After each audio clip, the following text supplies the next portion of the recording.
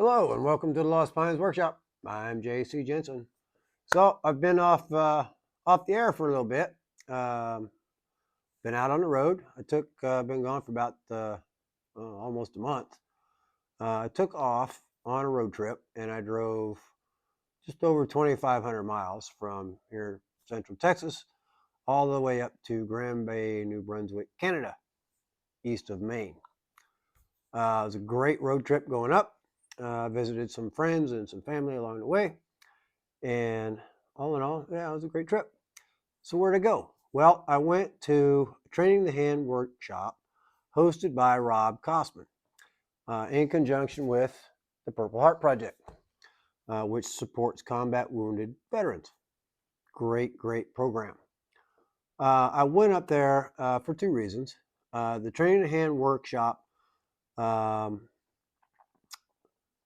focuses on either learning or, in my case, perfecting hand-cut dovetails, as well as mortise and tenon. Really glad that I went. It allowed me to, as I said, perfect my primarily my issue has been with sawing. Uh, wasn't always perfect, and I spent a lot of time doing chisel work, tuning my dovetails so that they would fit together properly. Well, thanks to Rob and his Training the Hand workshop, I was able to perfect and really hone my skills with a handsaw, the dovetail saw that I got from Rob. Um, great class. 6 days, Sunday through Saturday, very intense learning and practicing. We started in the morning at like 7:30, and I usually had to check out about 9 p.m. Really long day. The food there, you get served 2 meals a day, kind of a brunch and a dinner. Michelin chef quality food, done by his wife and a friend of hers. Just fantastic. Really, yeah, go for the food. It's just amazing.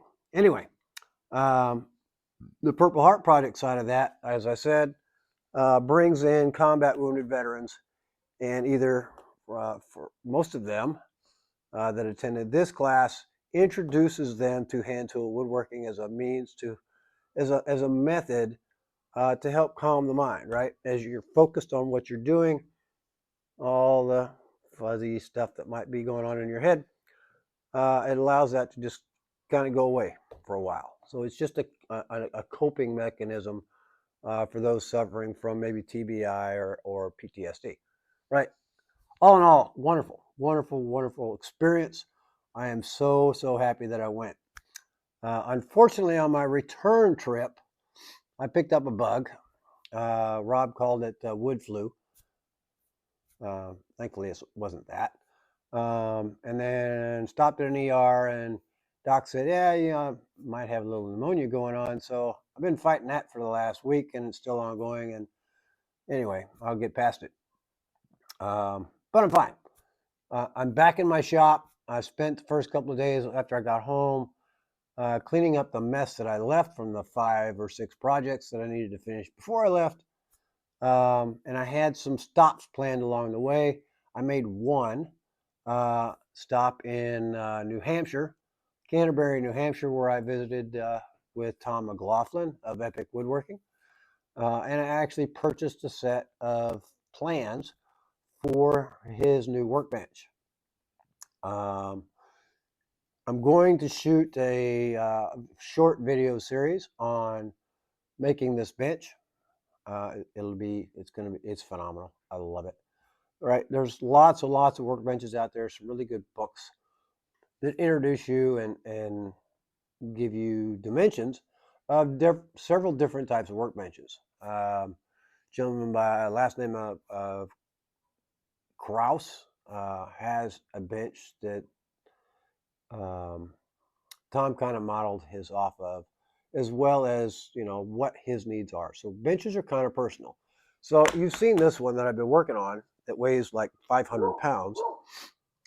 This was the Ultimate Shaker Workbench from Fine Woodworking magazine several years ago. I've since replaced the top with this MDF top, but it just doesn't have some of the tools that I need in it, like a wagon vise and a leg vise. Everybody's needs are going to be different based upon, you know, what the feel is. Da da da da da. Anyway, this is what I've chosen. I believe it's going to work really well for me. So stay tuned, and I'll show you how this goes together. And then I plan to stop. I had 2 stops planned in Pennsylvania. One at Sawmill, where I now buy a large part of Irion Sawmill, where I now purchase really quality hardwoods from. For me, it's primarily cherry and walnut. That's where I source that. And then I plan to see Jeff O'Connor Woodworking down in Virginia Beach, who is a former PHP alumni and is really doing well with his own business down there in Virginia Beach. Stopped at Walnut Creek Winery in Knoxville, Tennessee. Old battle buddy of mine from my days in Iraq. He and his wife own and operate that.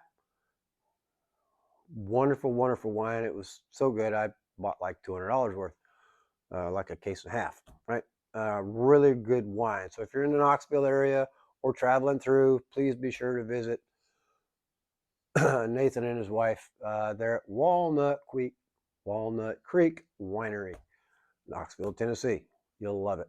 Great experience. And then from there, I just came on home. So again, I'm back in the shop. I've got a couple things going on. The rocking chair series, if you are interested in partaking in that. I built from Hal Taylor's plan as close to the letter as I could in the original series.